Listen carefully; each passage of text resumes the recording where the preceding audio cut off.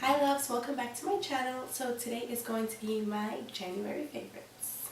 Start with the primer, and for primer I'm really enjoying the Nivea Post Shave Balm, and I really like how the foundation just glides on and it sticks on your face and it does not move, and it looks so nice and so smooth. So try this out. I think it's only like $6. The foundation that I have been reaching for the most lately has been my Nars All Day Luminous Foundation, and I just feel like it leaves my skin looking not too cakey, but with just enough coverage.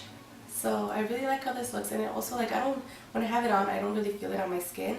Face, I have been using my Mercier translucent powder, and I really like this powder because it doesn't feel heavy, it doesn't leave you looking cakey, and it doesn't have any flashback that I have noticed. I do have the big jar of it, but I just keep the little one just in case it falls. I don't want to make a mess. I have really been enjoying this ColourPop highlight. It's called Butterfly Beach, and I really like applying it as a base for my highlight. I feel like it makes the highlight pop a little bit more, and it makes it really last longer. So this is Butterfly Beach. It is a rose gold highlight, and you can wear it on its own, but I do like applying it as a base. And my next highlight is Gilded Honey, of course, by Laura Geller. And this is more of a gold highlight. So this is Gilded Honey, and you can definitely see the difference there. This one's definitely pink and that one is definitely gold. So those are both of my highlights for this month. Actually no, I have one more. It's So Hollywood by Anastasia, Beverly Hills, of course. And this one is also a very goldy highlight. I feel like Gilded Honey is a lot more intense though. So Hollywood, Gilded Honey, and ColourPop. Gilded Honey definitely more intense than So Hollywood, but they're basically, supposedly they're dupes for each other, which I can definitely see it, except Gilded Honey is definitely a lot more gold.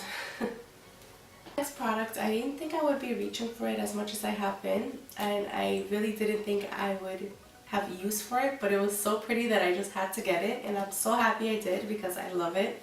And it is the Anastasia Self-Made Palette. Now this shade right here, this is my favorite shade, and it's Pink Champagne. I hope it's picking it up nicely. Sorry. Now the next palette is definitely an oldie but a goodie. I think you all need it in your collection, and it is the Too Faced Chocolate Bar. This is the first chocolate bar palette that they came out with, and it's definitely doable for an everyday look. I think you guys need this in your collection. If you're debating on one palette to get this one. This one you can do so many different looks, especially if you don't like anything crazy. This is for you. I have not been able to put down my Kat Von D Shade and Light palette. These powders are just so silky smooth, and they're very easy to work with. They're very blendable. The only thing is that they're a little powdery, but it's nothing you can just dust off, you know. Now for a bronzer, I have really been enjoying my MAC Give Me Sun.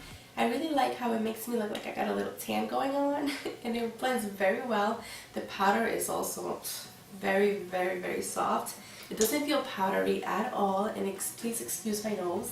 I am a little sick, so I might sound a little rough there. I want to give a shout out to my Velour Lash Applicator.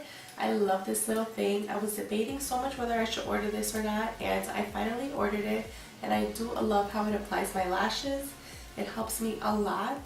With the tweezers, I felt like I was going to stab myself in the eye, so this makes it a lot easier. So this month I mostly have liquid lipsticks because that's pretty much what I've been wearing. They're a lot easier to keep on. Sorry, and I don't have to keep reapplying. So the first one is Bow and Arrow, and this one is pretty nude, especially for me. I feel like it's too light for me, but I do like to use it to lighten up my other shades. So this is Bow and Arrow. The second one is Lolita, or Lolita. This one is definitely a lot darker. This one I would wear on its own, of course. I love this color. And the next one, again, Kat Von D, and this is Lolita II.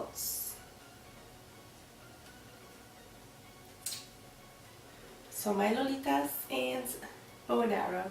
These are my favorite from Kat Von D. Actually, no, I have one more from Kat Von D, but that's a lipstick. Now, my last liquid lipstick is from the Balm, and this is in the shade Charming. Now, this is definitely more of a mauve tone color.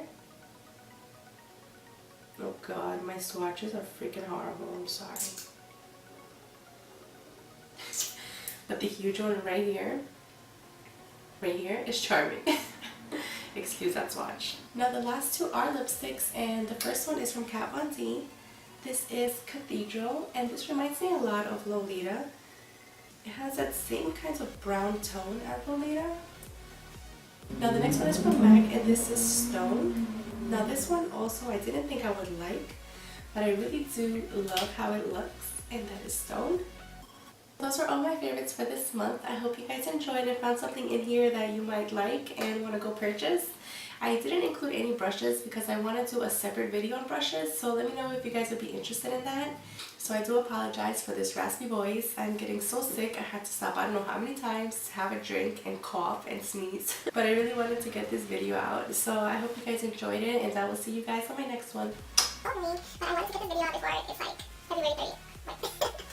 I know, I'm not good at watching that. So, we'll do that. So if you guys found something in here that you want to go purchase and to play with at home,